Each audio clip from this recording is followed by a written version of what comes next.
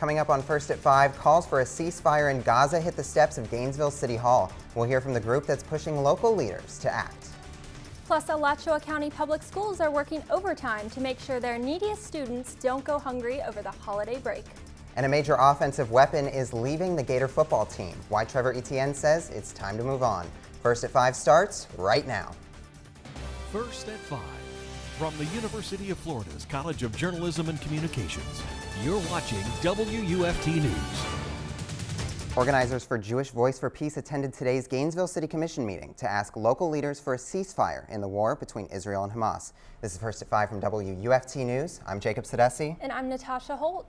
Dozens voiced their opinions. Group members hope their statement will set an example for other cities. WUFT's Bianca Smith joins us live from City Hall, where the group is gathering to talk about the outcome of the meeting in just half an hour. The Jewish Voice for Peace members have been rallied outside of City Hall all day. They're wearing shirts like "Ceasefire Now" and "Not in Our Name." Members talked about why it's important for Gainesville to take a stand and call for a permanent ceasefire.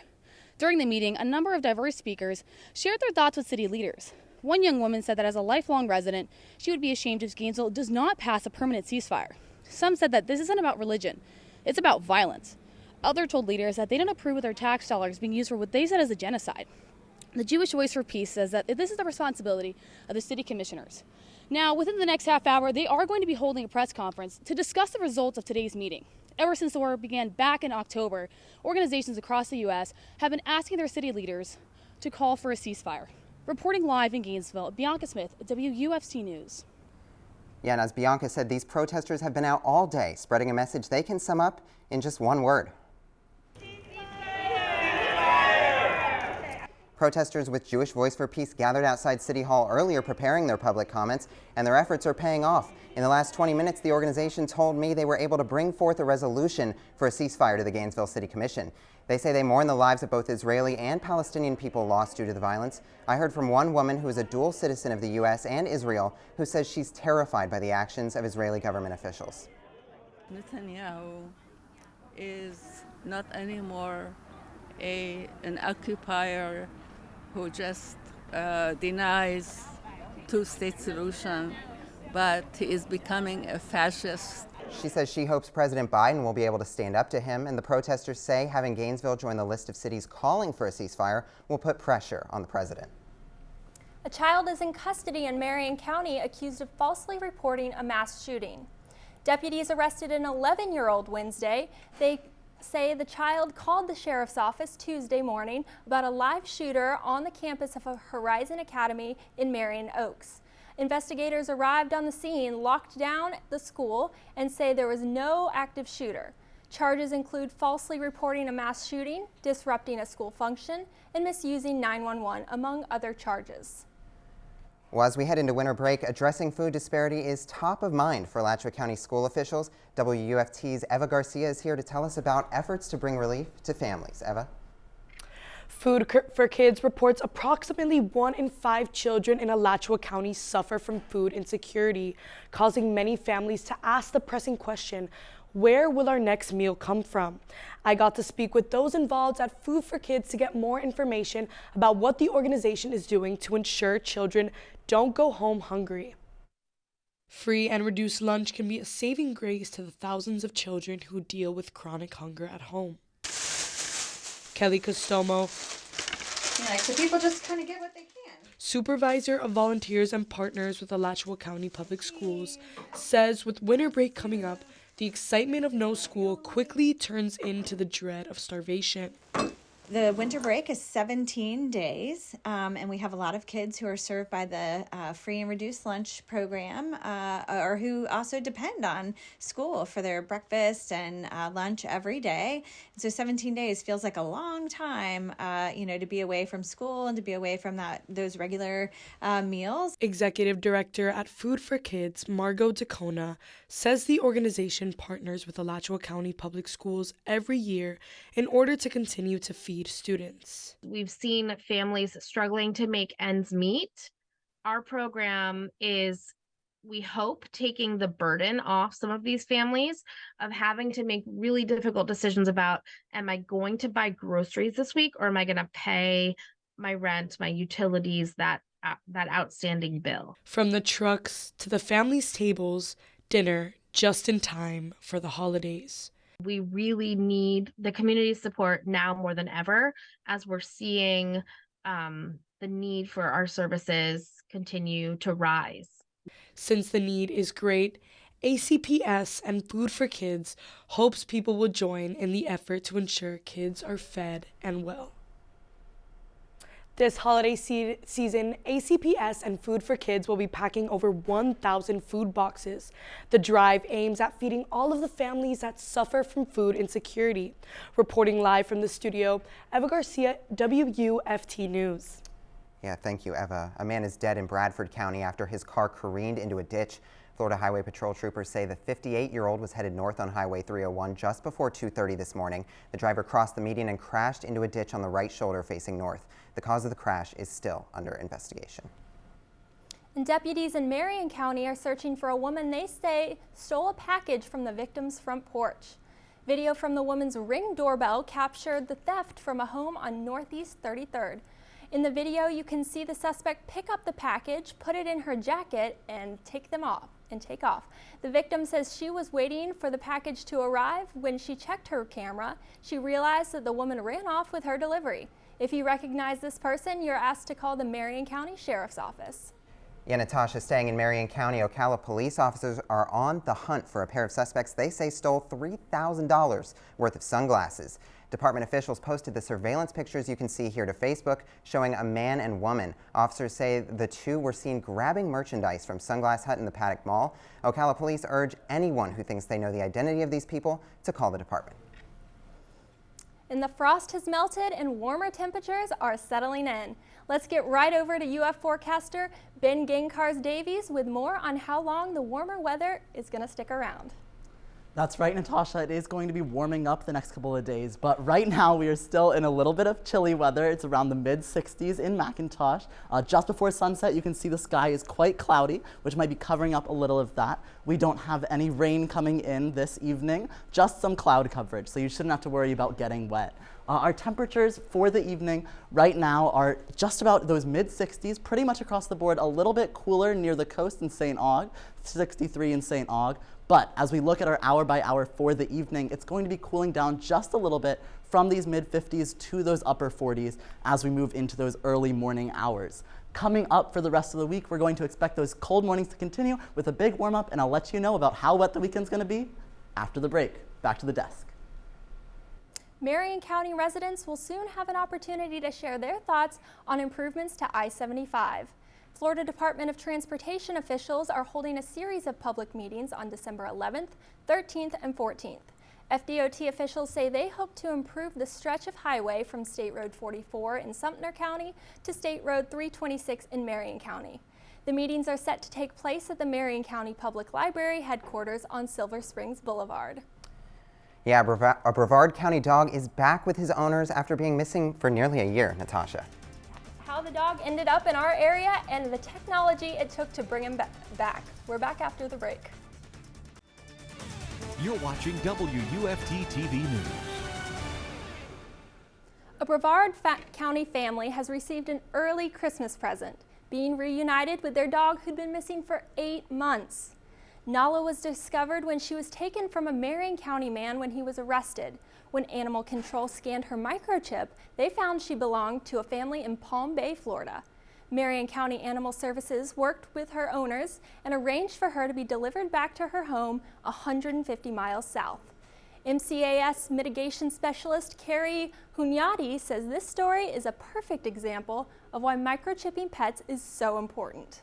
If everybody had their animals microchipped and they were with the correct information, it would take us about 2 minutes to get your animal home to you. Administered at the Marion County Animal Shelter Tuesday through Thursday for $15 with no appointment necessary. And Marion County utility workers are warning residents of some neighborhoods to boil their water. Officials urge customers living in the Live Oak Village condos, Twin Lakes Village East condos, and the Twin Lake Village condos to boil their water for at least a minute. Officials say that doesn't apply to water used for laundry, bathing, and showering. Florida Department of Environmental Protection officials say they'll have an update once the notice is lifted. And the holiday season is in full swing. Several cities in our viewing area are preparing for their annual Christmas parades. Lake City released the parade route on their Facebook page this week.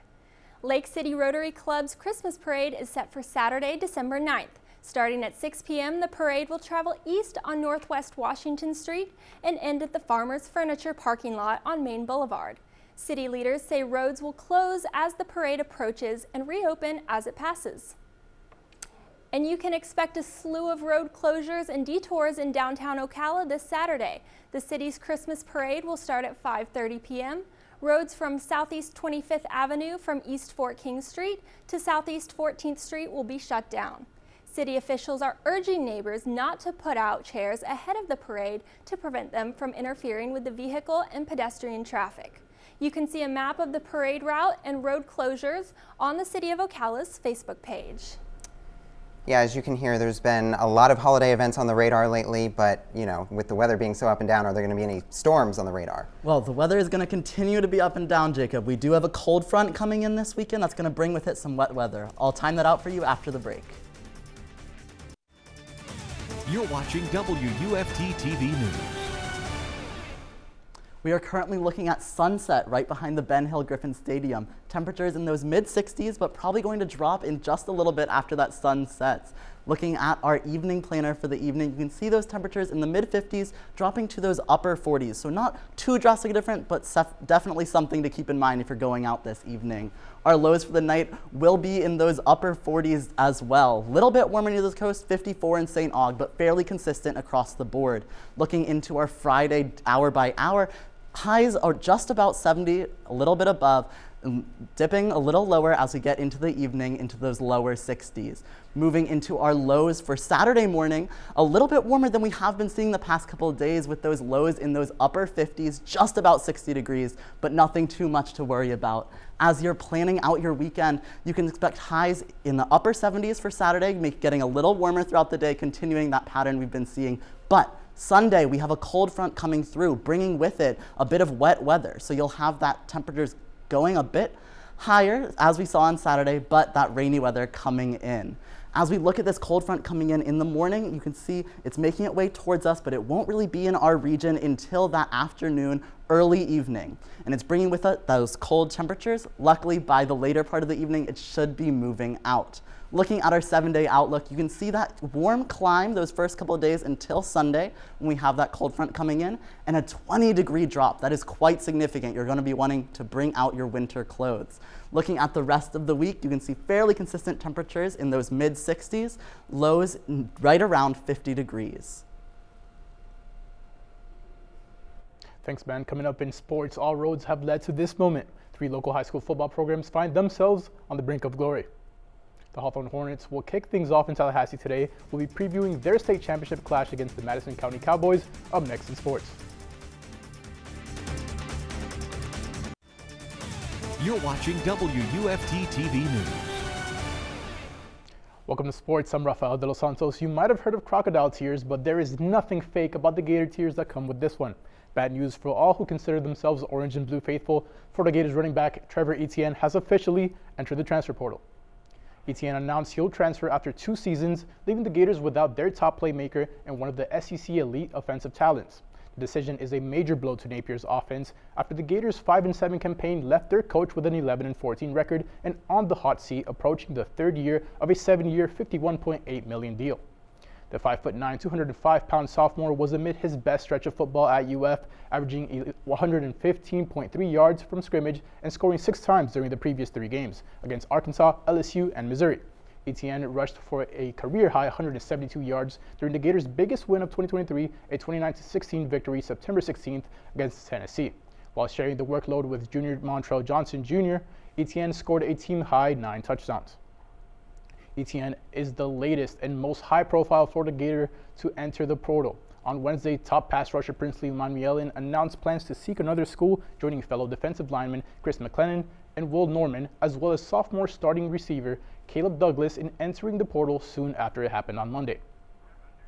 14 games have come and gone, and a trip to the state championship calls for the best.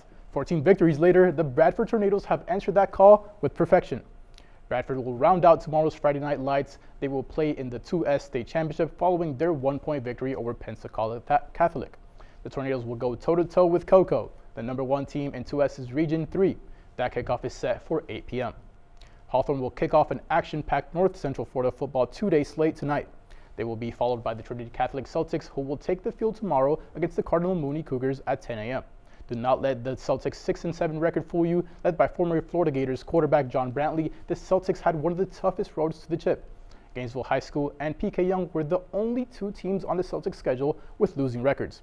We will have recaps and live coverage of tomorrow's games here on WUFT. From the field to the hardwood, this weekend marks the end of high school football season as we begin to turn to local hoops. Some marquee matchups tonight in girls basketball. Tipping things off, the Santa Fe Raiders will take on Hamilton County Trojans. The Newberry Panthers, fresh off their 43-point win over Fort White, are set to face off against Ocala's Forest Wildcats. And running off the slate, the Williston Red Devils clash against Ocala's Lake Weir.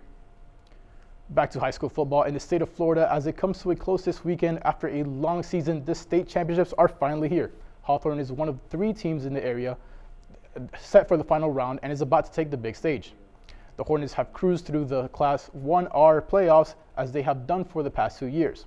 This team has tallied 24 straight wins coming into today. The last time out, the Hornets walked away with a 49-0 victory.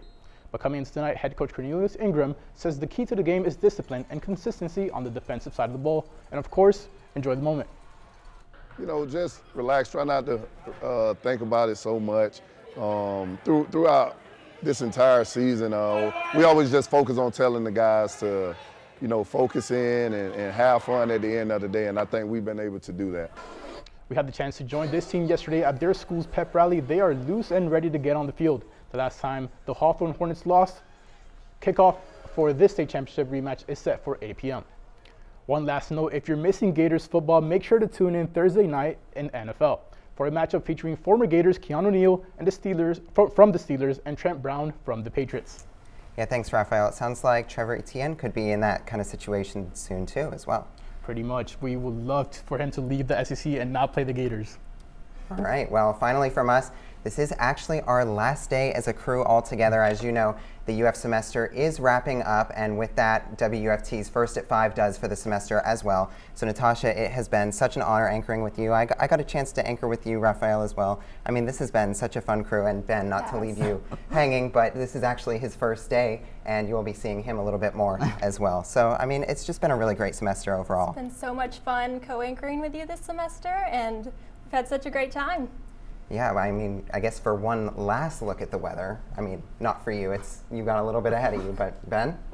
Yeah, let's look at tomorrow. So just around 2 p.m., it's going to be very sunny, our high in the lower 70s. And as we get a little further into the day, it's going to be fairly consistent with the temperature. Our low for the evening at just about 8 p.m. is in the mid 60s, and it's going to get a little cooler the further into the evening you go. This weekend, Saturday, is going to be climbing temperatures a little bit, those upper 50s in the morning, but moving towards those upper 70s in the afternoon following the warming trend we've had the past couple of days. Sunday is going to start out the same in those mid 60s and keep going up to those mid 70s, but we do have that cold front coming through, bringing with it those high chances of rain in the afternoon and early evening. Looking at that cold front, in our 7-day outlook, you can see those temperatures rising Friday, Saturday, Sunday to those upper 70s with a 20-degree drop between Sunday and Monday. Those chances of rain won't be coming back for the rest of the week as we move to those mid-60s Tuesday through Thursday. Thanks, Ben, Rafael, Natasha. It has been a pleasure. BBC World News is next, and the PBS NewsHour is coming up at 7. And I did want to mention, too, we're planning on having one more show tomorrow before we go on hiatus for the holidays. But remember, your Florida news is always at WUFT.org. Have a wonderful night.